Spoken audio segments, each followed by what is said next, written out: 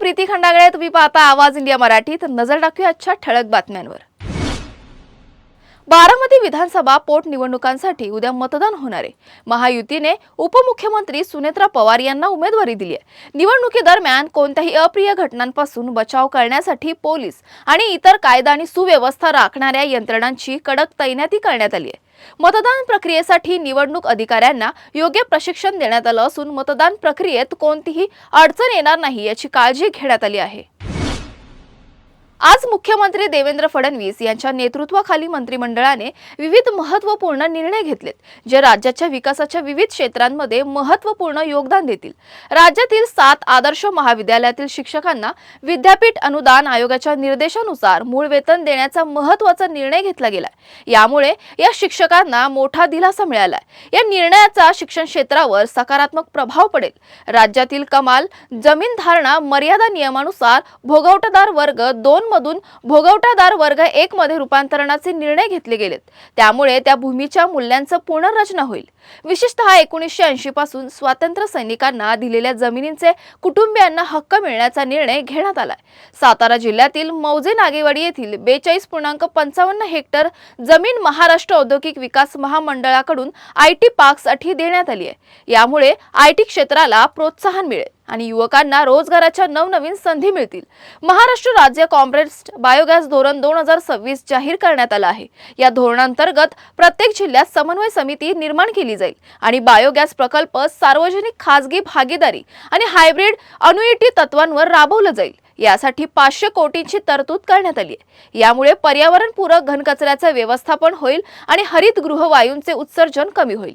हे निर्णय राज्यातील जमीन सुधारणा, शिक्षण, हरित ऊर्जा आणि रोजगार निर्मितीला चालना देणारे आहेत, जे राज्याच्या दीर्घकालीन विकासासाठी महत्त्वाचे ठरतील। नाशिकमधील एका नामांकित आयटी कंपनीत तरुणीवर लैंगिक शोषण आणि धर्मांतरांच्या प्रकरणानंतर महाराष्ट्र शासनाने तातडीने कठोर पावले उचललेत। कामगार मंत्री आकाश फुंडकर यांनी राज्यातील आयटी कंपन्यांना कर्मचाऱ्यांवर जबरदस्ती न करण्याचे निर्देश दिलेत। तसेच कर्मचाऱ्यांच्या हिताचे रक्षण करण्यासाठी विशेष अभ्यास गट स्थापन करण्याचे आणि तक्रारींवर लक्ष ठेवण्यासाठी CISS प्रणाली लागू करण्याचे आदेश दिलेत।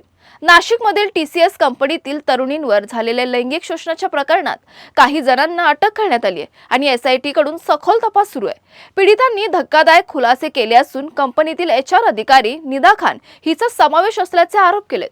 तथापि प्रकरण उघड झाल्यानंतर निदा खान फरार झाली आहे आणि तिने अटकपूर्व जामिनासाठी अर्ज केलाय। या प्रकरणानंतर राज्यातील आयटी कंपन्यांना सरकारने कडक सूचना दिल्यात। कामगार मंत्री फुंडकर यांनी आयटी क्षेत्रातील कर्मचाऱ्यांच्या हिताचे रक्षण करण्यासाठी उपाययोजना सुचवण्यासाठी अभ्यास गट स्थापन करण्याचे आदेश दिलेत। यावर कामगार विभाग लवकरच पुढील कार्यवाही करणार आहे।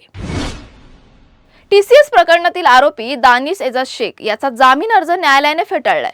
आरोपी आणि फिर्यादी दोघेही एकाच कंपनीत काम करत होते, पण कंपनीतील वादामुळे फिर्यादीने आरोप केला आहे।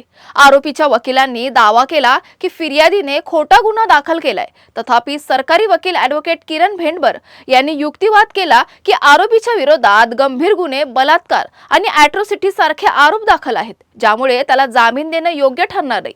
आरोपीच्या कृत्यांचे समाजावर गंभीर परिणाम होऊ शकतात, असं त्यांनी न्यायालयाला सांगितलं। न्यायालयाने दोन्ही बाजूंचा विचार केला आणि आरोपीचा जामीन अर्ज फेटाळलाय। परिणामी आरोपी सध्या पोलीस कोठडीत आहे।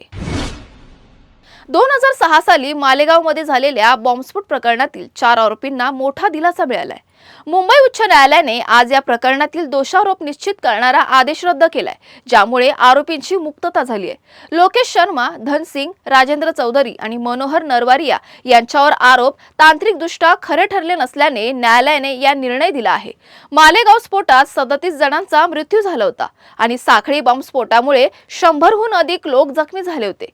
यापूर्वी मालेगाव स्फोट प्रकरणात 11 जणांची निर्दोष मुक्तता झाली होती। नंतर याच प्रकरणात 4ही आरोपींवर आरोप निश्चित करण्यासाठी न्यायालयात पाठवलं होतं, परंतु न्यायालयाने आता त्यांचे आरोप रद्द केलेत। या प्रकरणाच्या तपासाची जबाबदारी सुरुवातीला ATSने घेतली होती, पण नंतर NIAने तपासाची सूत्र हाती घेतली। मक्का मशीद बॉम्बस्फोट प्रकरणात 4ही आरोपींना 2012 मध्ये अटक करण्यात आली होती। 2016 साली या प्रकरणात 9 जण निर्दोष ठरले होते आणि त्यांची सुटका करण्यात आली होती। आज हा प्रश्न उपस्थित होतो की या स्फोटाचे नेमके दोषी कोण होते। आरोपींना निर्दोष ठरवल्यानंतर आता या प्रकरणाची दिशा काय असेल हे पाहणं महत्त्वाचं ठरेल। टिटवाळ्यातील अश्विनी पॉलच्या घरातून 6 कोटी रुपये किमतीचे ड्रग्ज जप्त करण्यात आले।